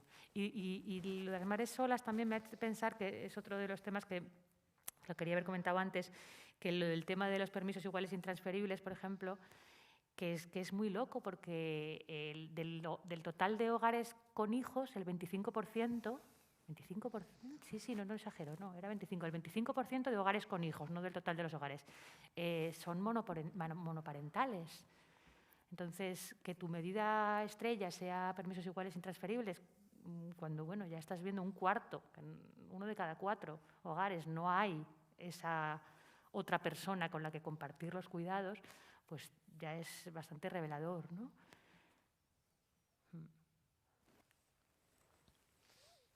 Aquí abajo, por favor. Sí, mira, hola, buenas tardes. Mira, yo quería hacer una pequeña reflexión, y es que se ha hablado de la maternidad en cooperativa como antaño, y ahora llevamos una maternidad más individualista. Bueno, desgraciadamente ha tenido que venir una pandemia para hacernos parar en esta sociedad tan loca que llevamos de 200 por hora, de que muchas veces vas con el piloto automático, ya no sabes si haces una cosa o no, para darnos cuenta que las mujeres llevamos no solamente en la mochila el cuidado de los hijos, el cuidado de los mayores, sino que también llevamos mucha carga emocional. Y me gustaría saber qué opinas sobre ese tema de la carga emocional, si habría alguna forma de que las instituciones tuviesen en cuenta también eso, porque claro, todo influye al final en el tema laboral, en la corresponsabilidad, no es lo mismo, en las bajas de paternidad y maternidad, todo está interrelacionado y conectado, y al final no tienes una cosa si no puedes deshacerte de la una. ¿Qué opinión te merece? Sí, o sea, yo creo que, no sé, o sea, que de alguna forma todo esto que tú dices, que todo está engranado de forma que si funcionara bien, esa carga emocional disminuye. O sea, yo creo que no es tanto abordar ese problema concreto, sino construir toda esa especie de suelo, todos esos mimbres para que esa carga emocional no sea tal, no sea tan grande. Desde luego la pandemia lo ha puesto todo patas arriba y al mismo tiempo yo creo que ha tenido la capacidad de mostrar más a las claras aún todo lo que no funcionaba ya, ¿no? Pues eso, un montón de mujeres con unas cargas de trabajo, de cuidados, más el laboral, más tal, absolutamente maratonianas e imposibles, ¿no? Y que se hacía aún más difícil con los coles cerrados, con los no sé qué. No sé, o sea, es lo que tú dices, o sea, que todo tiene que engranar para que eso funcione, ¿no? Si no, no hay manera. ¿Más cuestiones?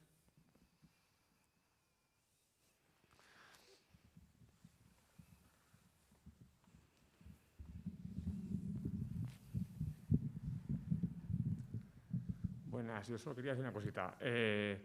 Realmente pedir un poco o intentar que haya una coeducación o una compartir esa maternidad de los niños, ¿no? Supone también asumir que otras personas eduquen a sus niños, a tus hijos, o les eduquen o les cuiden como esas otras personas entienden que hay que hacerlo. Quiero decir, como has dicho, hoy en día todos leemos un montón de libros, asumimos cómo queremos educarles, con qué modelo queremos educarles, pero claro, si queremos que les cuiden a otras personas para que tengan otras referencias, hay que asumir también que no todo el mundo pensamos igual. Sí. Ese es un tema muy interesante porque se puede mirar de muchas maneras, ¿no? De alguna forma hay gente como muy convencida de la manera en la que quiere criar a sus hijos y que se busca muchas veces pues una tribu, un grupo o algo así muy afín, ¿no? De gente que quiere criar a sus hijos de esa misma manera. Yo he conocido gente que incluso que ha roto mucho, ¿no? Con madres o suegras o suegros o padres por este tema, ¿no? De no, es que mi forma de criar es esta y no me la respetan, no me la... Yo lo puedo llegar a entender, ¿no? Y hay gente que cría de una manera muy disparatada y a lo mejor no quieres que se acerque a tus hijos y también entiendo que entiendo perfectamente, digamos, el afán o el impulso de buscar una manera de criar a los niños según el modelo que tú has buscado, decidido y has estado pensando en ello profundamente, ¿no? Pero a veces me parece que perdemos algo también, ¿no? A lo mejor conseguimos un entorno muy afín, pero yo creo que, no sé, Igual estoy haciendo de la necesidad virtud y como mis hijos van al cole del barrio y es el que nos ha tocado porque estaba al lado y tampoco le da muchas vueltas, pero de alguna forma el haber hecho eso me ha hecho empezar a ver con otros ojos esa especie de mezcla extraña, ¿no? De que mis hijos vean pues eso, maneras de criar o de cuidar que no tienen nada que ver con la que yo hubiera querido que vieran o vivieran. Y lo que al principio me asustaba me ha hecho verlo de otra manera. O sea que yo creo que algunas veces el dejar que otros adultos intervengan, a ver, obviamente con unos límites y por supuesto, pero que a veces dejar que las cosas fluyan así de esa manera curiosa, mezclada, y ver que los niños vean que hay el típico tío guasón que no sé qué, la pesada aquella que no sé cuánto, el gruñón que siempre te grita, el abuelo gruñón, no sé, que tampoco es... no sé, o sea, que le acabo viendo la gracia, no, le acabo casi viendo la virtud al hecho de que intervengan gente con modelos de crianza casi diferentes. Por supuesto, con los límites, etcétera, pero creo que tiene una virtud o un papel que no sabría explicarte exactamente en qué consiste, pero me parece que tiene algo. Bueno, vía streaming, más preguntas. ¿A qué crees que se debe la publicación de tantos libros de expertos hoy en día? Me imagino que sobre estos temas. Sí, supongo. Sí, yo imagino pues eso, a todo el rollo que estás soltando antes, más o menos, ¿no? A la idea de que nos hemos quedado muy solos en esto de la crianza, ¿no? De que mucha gente, el primer bebé que ve es el suyo y realmente no tienes a quién recurrir ni tienes algo que te respalde, ¿no? Y a veces esto se complementa además con esa especie de salto generacional del que hablábamos, ¿no? Que muchas parejas o madres o padres recientes tienen madres o suegros o suegras de una generación cuyo modelo de crianza es contra el que están ahora rebelándose, ¿no? A ver, estoy generalizando un montón porque sigue habiendo gente que cría de muchas maneras, pero de alguna forma esa especie de crianza un poco más con apego que está ahora un poco en boga, yo creo que para mucha gente ha supuesto eso, un romper, no necesariamente en plan cabreo, pero un poco no querer hacer lo mismo que hicieron tus mayores. ¿Tan mal lo hicieron? ¿Perdón? ¿Tan mal lo hicieron? No, no creo, ¿no? No lo sé, bueno, Para que, digamos... habrá de todo, pero bueno, yo creo que sí fue otro momento, digamos, fue otro momento histórico, otro momento social y lo que ahí tenía un encaje ahora muchas veces no se le ve, ¿no? Ese encaje tan claro. Entonces, esa gente está aún, digamos, aún más sola, ¿no? En ese proceso. Y luego lo que decíamos también de los cambios de los consejos, ¿no? Mi madre ha tenido 7 hijos y era una madre, pues, digamos, ella venía de un pueblo y en teoría tenía una cierta relación con la crianza de tal, pero el hecho es que se puso en manos de profesionales modernos de la medicina y no le dio el pecho a ninguno más allá de los 2 meses o así, porque le dijeron que era inviable, que no tenía leche, que era imposible, tal y cual. Y luego ha ido viendo cómo mis hermanas y yo le dábamos... Y no salía de su asombro, dice, pero qué maravilla, pero si siguen engordando, pero si crecen, y pero mi mamá, claro. ¿No? Entonces, esa especie de, no es que lo hicieran mal, es que también sus consejos médicos, sus consejos de la época, todo, eran otros y ahora mismo resultan un poco inservibles. Y si mi madre se maravillaba, digamos, por esto de que funcionara, ¿no? De que los niños crecen con la teta, increíble. Tal. Hay madres que a lo mejor en vez de maravillarse dicen, no sé, como que no apoyan o no se lo creen. O sea, que muchas veces yo creo que también los libros los necesitamos porque no tenemos quién recurrir, no solo por la falta de red, sino porque la persona a la que recurriríamos tampoco nos parece de fiar porque ha habido ese salto ahí generacional, ¿no? No sé. A ver, ¿puedes incidir un poco más en la fantasía del control al que haces en referencia en tu libro? Ah, ya. Sí, o sea, yo creo que vivimos en un mundo con muchísimas cosas que no hemos elegido, obviamente. Bueno, eso siempre ha sido así para todas las generaciones, pero un mundo que plantea muchos problemas y dificultades, ¿no? Tú arrojas a tu hijo a un mundo con unos niveles de precariedad, problemas de todo tipo, drogas, alcohol, adicciones, paro, pobreza, machismo, riesgos. O sea, es un mundo difícil, ¿no? de sobrellevar. Y entonces, de alguna manera, yo creo que es un impulso perfectamente humano y psicológico aferrarte a intentar resguardar y controlar, ¿no? Y tenemos un poco la fantasía de, pues mira, si yo a mi hijo, apoyadas por algunos expertos, ¿no? a los que elegimos leer, si yo a mi hijo le garantizo unos inicios buenos, ¿no?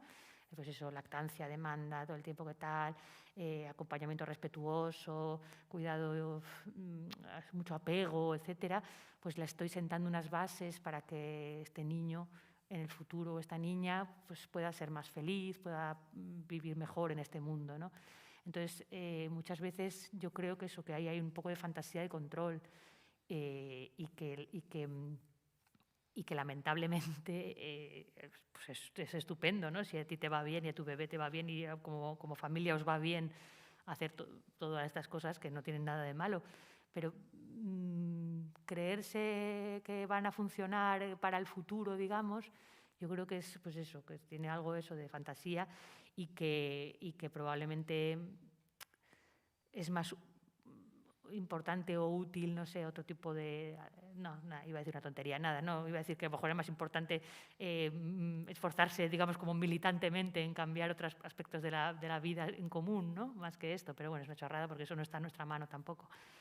Pero sí, yo creo que, o sea, que digamos que todo ese, que también tiene que ver con la pregunta anterior, ¿no? Todo ese auge de los libros de experto que ponen mucho peso en toda la parte eso, individual, ya sea por la parte biológica o por la parte psicológica, tienen que ver con esta especie de fantasía de control en un mundo que se nos escapa por todas partes, ¿no? En un mundo contaminado, en un mundo que se va al garete ecológicamente, en un mundo en el que esto tendrá un plástico que dentro de un año estará prohibido, aunque el año pasado prohibieron otro y ahora este no lo tiene, pero el año que viene tendrá otro.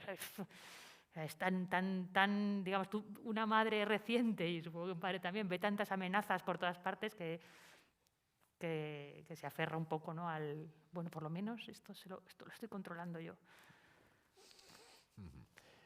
¿Por qué motivo somos cada vez más independientes para criar y educar? Entiendo, no sé si con independientes quiere decirnos más individualistas. No lo sé. ¿Por qué motivo somos cada vez más independientes para criar y educar? No sé si se refiere a independientes eso, de que no nos fiamos o no bebemos de la tradición de la que venimos, y es un poco lo que ya estaba contestando antes, de ese salto generacional, o si se debe a, o si la pregunta es más destinada a hablar eso de por qué somos más individualistas, pero yo creo que no es que seamos más individualistas para criar y educar, sino que es, bueno, todo el entorno es individualista, y al revés, justo al criar y educar es cuando nos damos cuenta que eso se cae a trozos, ¿no? Que no funciona, que el individualismo y el consumismo y el hedonismo en el que nos creemos que vamos a vivir cuando somos jóvenes y tal, pues que se cae a trozos, vamos. Bueno, ¿alguna pregunta más? ¿Alguna cosa más?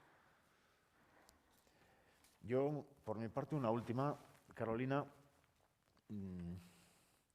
Efectivamente, muchas de las cuestiones que planteas, pues uno llega a la conclusión, por lo menos personal, pues sí, tiene razón, no estamos haciendo las cosas bien, pero es construir otro mundo, ¿no? Un mundo totalmente diferente en el que estamos, de dónde venimos, hacia dónde vamos y en el que estamos. Es que bueno, es totalmente, pues es construir un mundo diferente en el que los cuidados tomen el protagonismo que tú pides y exiges para ellos. Parece que estamos caminando, pues, en sentido contrario a lo que tú marcas en el libro. O sea, sí y no. Yo creo que siempre conviene tener como los dos planos a la vista, ¿no? El plano más abstracto, más ambicioso, efectivamente. O sea, no podemos, o sea, si parece que, no sé, un villano de película diseñando un sistema perverso para hacernos cuidar mal de nosotros mismos, de nuestros mayores y de nuestros bebés, igual no hubiera hecho una cosa tan sofisticada como esta, ¿no? Mira lo que esto es has terrible. dicho ahora, ¿no? Personas mayores, con lo que ha pasado en esta pandemia, y está la red pública de cuidados a personas mayores, lo que se nos dice es: no hay dinero para cuidarlos desde lo público.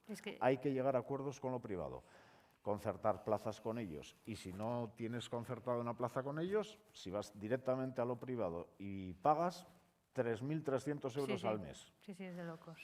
Eso significa pues más de 100 euros al día para que esa persona mayor esté en esa residencia donde estará cuidada. En la que ni siquiera está claro cómo de cuidado, en la que los trabajadores tienen unos empleos de mierda, precarios. Es que es un sistema efectivamente que parece eso, diseñado por un villano de películas, hace aguas por todas partes, ¿no? Y yo creo que una sociedad se define mucho por eso, por cómo atiende a sus ancianos y a sus bebés. Y lo de esta pandemia ha puesto de relieve, que ya se sabía, pero es más aún, es que somos una mierda de sociedad en este sentido, ¿no? Entonces sí, hay que cambiarlo todo de arriba a abajo, vamos, pero de arriba a abajo. Pero claro, con esta idea pues tampoco vas a ningún lado, ¿no? Entonces yo creo que también está bien tener como otras formas pequeñas, ¿no?, de ir aterrizando esto y que van por muchos campos, pero uno es tener presente esto que he estado insistiendo todo el rato, que los cuidados no son solo una carga, sino que son algo más, ¿vale? Algo que nos apela de una manera muy profunda como seres humanos. Y por lo tanto no podemos seguir articulando nuestro sistema, o sea, no podemos seguir pensando cómo mejorar el sistema de cuidados sin tener esto en cuenta, porque si no vamos a estar parcheando cosas que no son, ¿no? Y otras son pues diversas cosas como eso, por ejemplo, ¿por qué aceptamos que no hay dinero para algunas cosas y sí para otras, ¿no? ¿Cómo podemos seguir cada día peleando un poquito más esta especie de discurso nefasto, ¿no?, de que hay dinero para ciertos asuntos de competitividad, pero no para residencias de ancianos, pero a cambio no se baja el impuesto de patrimonio y también se quita el de sucesiones? Pero bueno, si no había dinero, ¿no? ¿Cómo era esto? O sea, ¿cómo podemos permitir todo el rato este tipo de articulación de discursos económicos tan falsos y tan poco bien avenidos unos con otros, ¿no? ¿Cómo podemos ir a hacer que se muestren las costuras que esto no está funcionando? En el tema de los, o sea, no solo de cómo se atiende a los ancianos, sino cómo se remunera el trabajo de cuidados, es que es de locos. O los trabajadores de residencias tienen unos empleos muy chungos.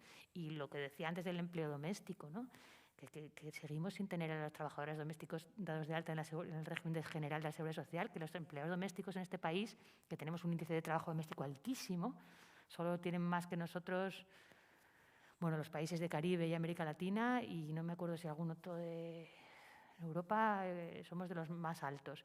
¿Y por qué?